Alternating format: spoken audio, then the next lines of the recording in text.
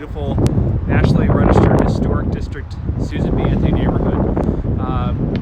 This is the building we just purchased here. As you can see, lovely boarded up windows. Take you on a little walking tour to get acquainted with the building. Looks smaller than it really is from the front. The building goes way back. I can actually give you a little bit of a orientation as to how deep it goes back as well. So I will take you inside on the tour.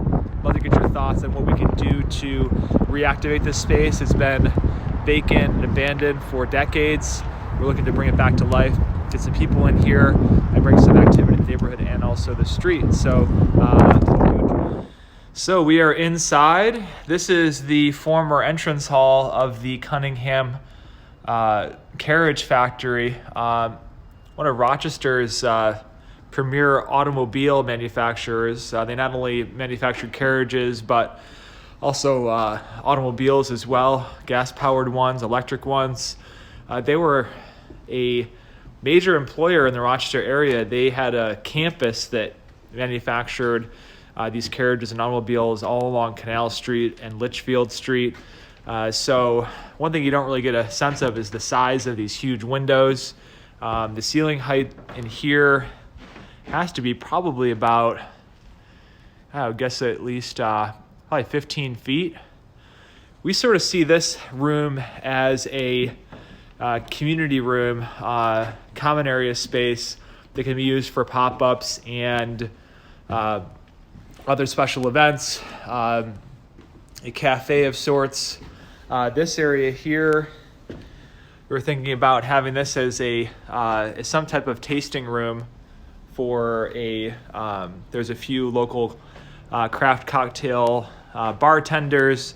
They're in the area. They could collaborate, rent this space here and keep it secured, and then use it for pop-up events, bartending classes, stuff like that.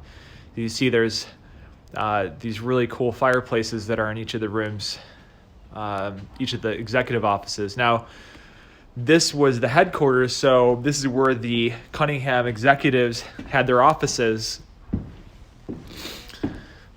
And they actually, I believe they probably paid their factory workers out of this facility, because you can see this is the hinge of a vault. Right now, the whole building is cluttered with all this used building materials. They are moving out within the next month or so. And so we'll have the entire building to ourselves to do with what we please. So this really nice long hallway here. You see wood floors. They need work, but there's a lot of meat left on them. They haven't been sanded and finished it like 100 times. So those are going to come out beautiful when we do those. This is the completely different part of the building here. This is in the back. It's about 3,000 square feet or so. Hard to see past all this, I would call it junk, but there's still some salvageable stuff in here that hopefully this contractor will be able to sell and vacate most of the rest of it. We'll probably get stuck with some of it. We'll have a little probably a giveaway sale, or maybe partner with Habitat for Humanity. You could probably use some of the inventory for their restore. But you can see here a lot of great natural light. One of the prospects we have for this space here is a ceramic artist who is relocating his studio from New York City. Okay. This is probably what we keep as a common area corridor. Not really sure how to separate this space out. We do have a little loading dock here in the back here. But again, nice big windows. All this way here. I know it's hard to see back here. Here is another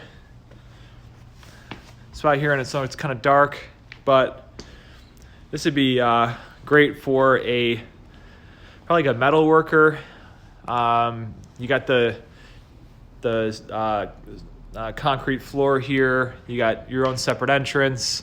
Put a furnace out here, insulate it,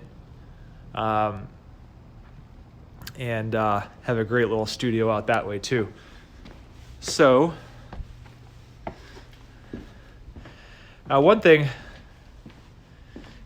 with this building is that the reason why it's going to make it so challenging is that it is a so I hope you're enjoying the video so far, the little walkthrough here. Thanks for hanging along with me.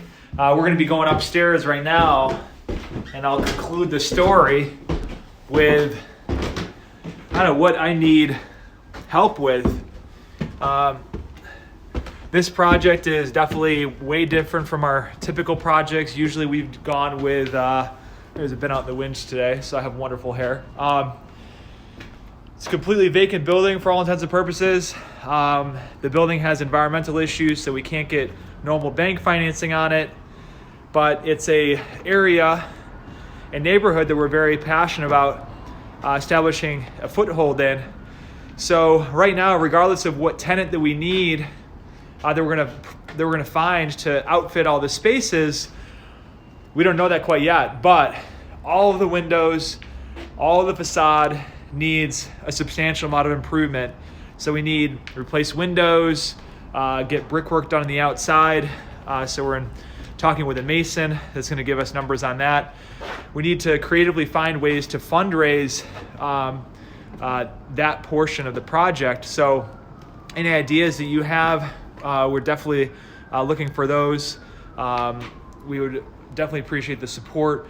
We are going to look at national grants and foundations that are oriented towards historic preservation, to tap into those.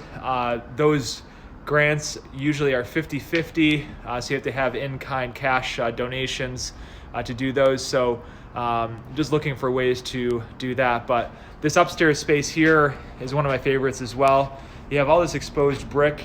This would make a wonderful photography studio, because right now it's not even too dark. Like there's only like a couple windows that aren't boarded up. But as you can probably imagine what this room would look like with all of that natural light through here. It'd be a really dramatic space for a photography studio, or maybe an ad agency, or even a small entertainment venue for small events and stuff like that. So anyways, thanks for listening in. Hope you enjoyed it.